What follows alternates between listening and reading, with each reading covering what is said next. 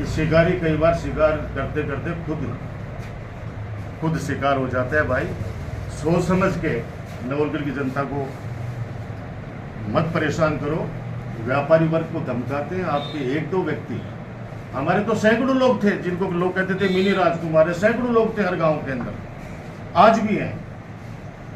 आपके तो एक दो हैं जो व्यापारियों को जाके कहते हैं कि अगर राजकुमार को आपने खाने पे बुला लिया, शादी पे बुला लिया, तो आपके यहाँ छापा पड़वा दूंगा मैं। और सबसे बड़ा दुर्भाग्य देखिए, एक बच्चे का फोन आया मेरे पास 10 दिन पहले कि भाई साहब मेरे पिताजी का देवसान हो गया और सर्वलोक चले गए, तो आप बैठने आना। अब उसने कुछ तो कह दिया सबको कि भाई साहब हमारे भाई साहब 4 बजे, 3 बजे मेरे पास वापस कॉल आता है उसका, क्या भाई साहब उसका एक आदमी आया मेरे को कह के गया कि अगर राजकुमार तेरे यहाँ बैठने आ गया तो तेरे को सीधा बाढ़ में टेकेंगे। ऐसा तो कभी नहीं सोचा था भाई, कभी नहीं हुआ ऐसा। बहुत से लोग हैं जिनके मेरे वैचारिक विरोधी भी रहे, मेरे से मतभेद भी रहे, लेकिन मैंने उनको नहीं छेड़ा, क्योंकि मैं हमेशा से कहता हूँ वोट मन का है। जिसके मन में होगी वो दे देगा, जिसके मन में होगी नहीं देगा। आपने किसान वर्ग हुआ, व्यापारी वर्ग हुआ, आपके पास गोरक्षक आए, जिस गोरक्षक का आप तमगा लेके घूम रहे हो, मैंने तो सुना है कि एक ट्रेन के अंदर 4,500 गायों को इन्होंने मुक्त कराया। एक ट्रेन में 4,500 गायें। ताजुब है भाई, अब 4,500 गायें कैसे भरी हुई थी हमें तो पता नहीं है, कैसे भर के बता देगा। वो हो सकता है इसके पास जादू है, पीछा करने का इसके पास में मास्टर है भाई। ये 4,500 गायें क्या हमने मुक्त कराई? अरे भाई 450 का एक बिंदी और लगा दी। उन गोरक्षकों ने जाकर गुहार लगाई, उनको टक्का सा जवाब दिया जो पूरे नवलगढ़ के लोगों को पता है। अब आप आ जाओ कर्मचारियों पे, अधिकारियों पे, एक एक को चुन चुन कर मैंने लिस्ट बना रखी है। बेचारे कई तो ऐसे हैं जिनसे इन लोगों ने पैसे ले लिए। एक व्यक्ति झुंझुनू में बिठा रखा है जिला हेडक्वार्टर के ऊपर, जो जिला के अधिकारियों से वसूली करता है। अपने आप को मानदास बाबा के यहाँ पे शपथ खा के कहता है कि मैं बहुत बड़ा ईमानदार हूँ। इसकी ईमानदारी आपने देखा होगा कि जो खुद अधिकारी लेके आए यहाँ पे, उन अधिकारियों के ऊपर भ्रष्टाचार के आरोप लगा के सीएमओ के अंदर शिकायत करी। सीएम साहब के पास जाके रो रहा है कि मेरा एसडीएम भ्रष्ट है, मेरा तहसीलदार भ्रष्ट है, मेरा एसएचओ भ्रष्ट है, मेरा ईओ भ्रष्ट है। अरे आप कहते हो कि मैं सरकार हूं, मैं राज हूं, मैं सरकार हूं। सरकार हर भाषण में कहता मैं सरकार हूं। तो सरकार है तो फिर जाके फिर लाया तो हटा देता, उनको विचारों को हटा देता है, वैसे बैठवा देता। अपने लाए हुए अधिकारियों को भ्रष्टाचार का आरोप लगाकर उनको बेइज्जत करके यहां से निकालना, और उनकी एवज में उनके सब्स्टिट्यूट जो लेके आए हैं वो तो एकदम ही और भी बढ़िया काम है। सब्स्टिट्यूट लेके राजस्थान के अंदर ढूंढ के, जिसपे कोई आरोप नहीं है, बस एक छोटा सा आरोप है कि भ्रष्टाचार निरोधक ब्यूरो ने उसको रंगे हाथों पकड़ा है, और वो नवलगढ़ का एसडीएम लेके आ रहा है। ये वो इसलिए कि बहुत बड़ी डील की है इस आदमी ने। मुझे दुख इस बात का नहीं है कि एक ऐसा व्यक्ति नवलगढ़ का नुमाइंदा बना। चलो जनता का फैसला सर माथे पे है। वो झूठ पे झूठ बोले जा रहे हैं, तथाकथित वो सरकार झूठ पे झूठ बोले जा रहे हैं। ताजुब और दुख इस बात का होता है कि वो झूठ बोले जा रहे हैं और पढ़े लिखे लोग तालियां बजाते जा रहे हैं। वो हर जगह झूठ पे झूठ बोलता है। मैंने ये कर दिया, मैंने 100 करोड़ लिया है, 100 करोड़ लिया है, 200 करोड़। ऐसे 2 काम तो बता दे भाई। 2 नगर पालिका बनाई, जाखड़ और गुंडलोद। पूछ लो वहां के बाशिंदों से किस तरह से त्रस्त है। ये नगर पालिका है तो कभी भी बना सकता था, खिरोड़, परशुरामपुरा, जाखड़, डुंडलोद। लेकिन मुझे पता है कि जब तक उनका अर्निंग सोर्स नहीं होगा किसी गांव के पास, खुद की अगर उनके पास कमाई नहीं होगी, तो वो जनता के ऊपर पूरा का पूरा भार पड़ेगा। और जो ग्रामीण योजनाएं जो गांव पंचायत को मिलती है, जो योजनाएं, वो उन लाभ से भी वंचित हो जाएंगे जो वंचित हो गए। वो आज वहां पे ईओ बिठा दिए, ईओ है ही नहीं, ऐसे व्यक्तियों को बिठा दिया कि गांव वाले कोई भी काम के लिए जाते हैं, बेचारे वहां पे दर दर की ठोकरें खा रहे हैं। जो बिल 10 रुपए का आना चाहिए वो बिल उनका 100 रुपए का आने लग गया वहां पे।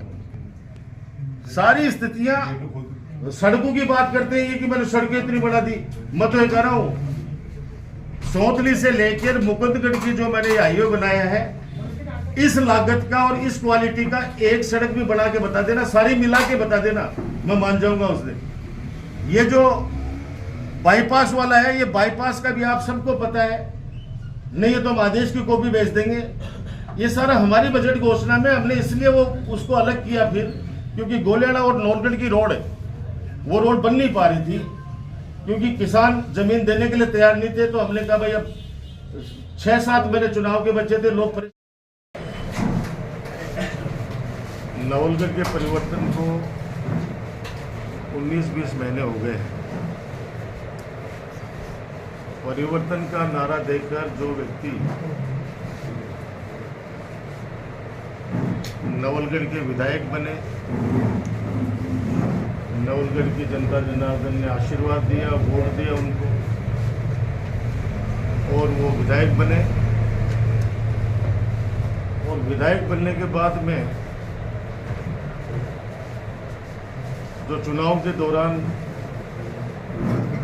जिस तरीके से भ्रम फैलाया गया, झूठ पे झूठ बोला गया, और उसके बाद में कुछ नए सपने दिखाए गए, तो 20 महीने का जो लेखा जोखा है होना तो ये चाहिए था कि हम भी प्रतिवर्ष आप लोगों के सामने नवलगढ़ की जनता जनार्दन को हर वर्ष का लेखा जोखा देते थे, इनको भी देना चाहिए और दिया भी है। 2 दिन पहले मेरी जन्मभूमि परशुरामपुरा में मानदास बाबा का पवित्र स्थान है, बहुत बड़ी मान्यता है, वहाँ पे माननीय पधारे थे और मानदास बाबा के आश्रम में एक बहुत बड़ी बात कही उन्होंने कि 1.5 साल बनाम 15 साल। अब 15 साल के विकास कार्य कह रहे हैं कि 1.5 साल में हमने वो कर दिया जो 15 सालों में नहीं हुआ, आज़ादी के बाद से नहीं हुआ। गलत भी नहीं कर रहे, बिल्कुल 1.5 साल के अंदर नवलगढ़ के अंदर बहुत कुछ कर दिया इन्होंने। सबसे पहला तो सामाजिक ताना बाना छिन-भिन कर दिया। वैमनस्य की राजनीति कभी नहीं थी नवलगढ़ में, चाहे नवरंग सिंह जी रहे हों, चाहे भंवर सिंह जी रहे हों, चाहे प्रतिभा सिंह जी रहे हों, चाहे बासोतिया जी रहे हों, जिन ने भी नवलगढ़ की जनता जनार्दन के आशीर्वाद से नवलगढ़ का प्रतिनिधित्व किया है, कभी भी वैमनस्य की राजनीति नहीं की, राजनीतिक दुर्भावना नहीं रखी। ठीक है, वोट जिसका मन है उसको देगा। और मेरे भी 15 साल के कार्यकाल में वैमनस्य की राजनीति नहीं की, हमने दुश्मनी नहीं निकाली। जब तक कि कोई व्यक्ति समाज को परेशान नहीं करता हो, कोई समाज कंटक हो, उसके साथ में तो देखो जो कानून अपना कार्रवाई करता है वो तो करता ही है, उसका तो मैं भी कोई नहीं कह सकता। लेकिन राजनीतिक दुर्भावना से किसी को डराया नहीं गया, किसी को धमकाया नहीं गया, किसी को तबादला नहीं किया गया। 1.5 साल के अंदर ये सब कुछ चल रहा है। आप कोई सा वर्ग उठा के देख लीजिए, किसानों को धमकाया गया जब वो अपना हक मांगने के लिए गए सीमेंट प्लांट में, जो एक बहुत बड़ा मुद्दा था। चुनाव में सबसे बड़ा मुद्दा 2 ही थे, बदराना जोड़ और सीमेंट प्लांट। तो सीमेंट प्लांट के अंदर जब एक किसान वहाँ पे धमकी देकर अनशन कर रहा था, आपने देखा होगा वहाँ पे किस कदर पुलिस ने माता बहनों को भी मारपीट करी, किस कदर वहाँ पे उसके 10 लाख का जुर्माना लगाया पुलिस ने। किसान ये रेलवे ट्रैक के लिए आंदोलन कर रहे हैं, उनको 2 लाख रुपए डीएलसी रेट का डबल जुर्माना, डबल मुआवजा दे रहे लोग। हमने 26 लाख रुपए करवाए थे उस समय। मैं तो कई बार किसानों से कहता हूँ कि आपने 15 साल 16 साल मेरे कार्यकाल के अंदर आपने धरना प्रदर्शन किया, किसी पे 151 की धारा भी लगी हो तो बता दो, किसी के साथ कोई पुलिस की दुर्भावना से कोई भी कार्रवाई हो तो बता दो। इस 1.5 साल में आप लोगों ने तो धरना देना ही छोड़ दिया, क्या हो गया ऐसा? वो लोग कहते हैं बाज की नजर है भैया, बाज की नजर है, बाज खा जाएगा, हम लोग क्या कर सकते हैं। तो ये तथाकथित जो बाज की नजर है जो कहता है कि मैं मास्टर हूँ पीछा करने में। अरे भले आदमी, विकास कार्यों का पीछा कर जिला अस्पताल का भाई। अपने ब्लड बैंक के लिए बिल्डिंग बनाए, आज 2 साल हो गए, चुनाव से पहले छोड़ के गए थे उद्घाटन करके। उस ब्लड बैंक की स्थापना तो करो। बजट भी 50 लाख रुपए हमने दिया था, उसके अंदर कम से कम इक्विपमेंट्स लाके यहाँ पे ब्लड बैंक की स्थापना कर दे, तो भी मानते कि आप पीछा करने में मास्टर हो। हमने ट्रोमा के लिए लेके आए पैसा, करोड़ों रुपए पड़ा हुआ है, माननीय अशोक गहलोत जी के समय का सरकार का पैसा। हो सकता है कुछ लोग ये भी कहें साहब सरकार का पैसा किसका है, तो भाई जनता का पैसा मान लीजिए, जनता का ही पैसा है, जनता टैक्स पेयर, जनता का ही पैसा है। हम भी जनता ही हैं, सरकार भी जनता की होती है, जनता सरकार के अंदर भी जनता के चुने हुए लोग भी बैठते हैं। आज जिला अस्पताल की स्थिति क्या करके छोड़ दी। आप सोचिए, आप सब लोग उस बात से साक्षी हैं कि 10 बीघा जमीन स्वर्गीय रामेश्वर सैनी जी ने दी, तभी तो जिला अस्पताल बना। अब आपकी इतनी काबिलियत है, अगर आप पर कोई भरोसा करता है तो आप 5 बीघा जमीन डोनेट करवा के ट्रोमा बनाइए ना, ट्रोमा सेंटर बनाइए ना, ताकि लोगों की जान बच सके। हमने तो हवन करते हुए हाथ जलाए। हम तो चाह रहे थे कि ट्रोमा सेंटर बन जाए, मिलिट्री कैंटीन बन जाए, ये पेंशन समाज का ऑफिस बन जाए, नवलगढ़ के वासियों के लिए एक अच्छा सुंदर पार्क बन जाए। इसीलिए तो झोली फैलाई थी उन सेठों के सामने, ट्रस्ट के सामने। लेकिन हवन करते हाथ जले देगा तो नहीं। तो मैं आप लोगों के माध्यम से विश्वास दिलाना चाह रहा हूं कि स्टेडियम जो बना है, जो सरकार के जो पैसे लगे हैं, उसके ऊपर कोई अंगुली भी नहीं लगा सकता, क्योंकि वो हमारे गांव का जो 50-60 साल पुराना नयुग मंडल है, नयुग मंडल के लोगों ने हमारी मांग पर, हमने हाथ जोड़े कि भाई आप जमीन दान कर दो, तो उन्होंने जमीन दान करी, उस पर स्टेडियम बना है। अब आप आ जाओ नीचे के पोर्शन पे, जो हमने सुरक्षा दीवारें बनवाई है CSR फंड से। CSR फंड भी किसका है? वो भी किसानों का फंड है। तो हमने इनसे रिक्वेस्ट की थी कि हम लोग पेड़ पौधे लगाएंगे, एक वो हरी भरी घास लगेगी जहाँ पे बच्चे खेलेंगे। इंडोर गेम्स है वो तो ऊपर है, वॉलीबॉल का ऊपर है, बास्केटबॉल का ऊपर है, बैडमिंटन कोर्ट इंडोर, पहला इंडोर स्टेडियम है ग्रामीण अंचल में जो परशुरामपुरा में बना है। डिफेंस एकेडमी ऊपर ही बनी हुई है। नयुग मंडल का कार्यालय जो संचालन करेगा इस स्टेडियम का, वो भी नयुग मंडल 50 साल पुराना है, ये गांव का नयुग मंडल है। हमने तो उनसे रिक्वेस्ट करके वो जमीन दान में ली थी, और जो सुरक्षा दीवारें बनी उनको तोड़ने की बात कर रहे हैं। वकील साहब हमारे किशोर जी जागीर हमारे पास में आ गए, ये एडवोकेट भी हैं और हमारे गांव के बेटे भी हैं। तो मैं आपको बता दूं कि पहली बात तो माननीय उच्च न्यायालय का ऐसा कौन सा आदेश है, वो हमें तो दिखाया नहीं गया है, जिसमें ये कहा गया हो कि नवलगढ़ के परशुरामपुरा के अंदर जो स्टेडियम बना है उसके जो नीचे जो दीवार बनी है, सुरक्षा दीवारें बनी है पेड़ पौधों की रखवाली के लिए, उसको तोड़ दिया जाए। नंबर 2, ऐसा कौन सा आदेश है उनके पास में माननीय उच्च न्यायालय का, जिसमें यह कहा गया हो कि झाझड़ से जो घोड़ाखड़ा रोड जा रही है, जो नदी के अंदर जो रपटा बना है, उस रपटे को तोड़ दिया जाए। जो सड़क बनी है जो सिंगनौर की तरफ जा रही है उसको तोड़ दिया जाए, जो घोड़ाखड़ा की तरफ जा रही है उसको तोड़ दिया जाए। यानी परशुरामपुरा को 2 भागों में विभाजित कर दो उस सड़क को, तो फिर लोग कैसे जाएंगे। तो माननीय उच्च न्यायालय ने कहाँ आदेश दिया है कि उस सड़क को तोड़ दिया जाए।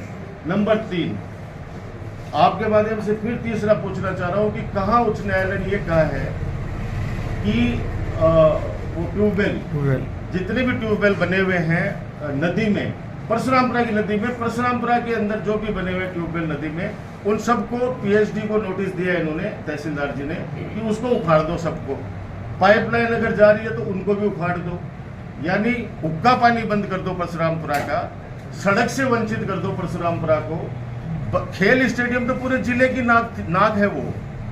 इसलिए मैं स्पष्ट कर दूं कि ऐसा कोई आदेश नहीं है, सिर्फ इनकी हठधर्मिता है माननीय विधायक जी की, जिन्होंने चुनाव जीतते ही अपने उद्बोधन में कहा था कि मैं इस स्टेडियम को तुड़वाऊंगा, और पूरा पैसा परशुरामपुरा के स्टेडियम में लगा दिया है।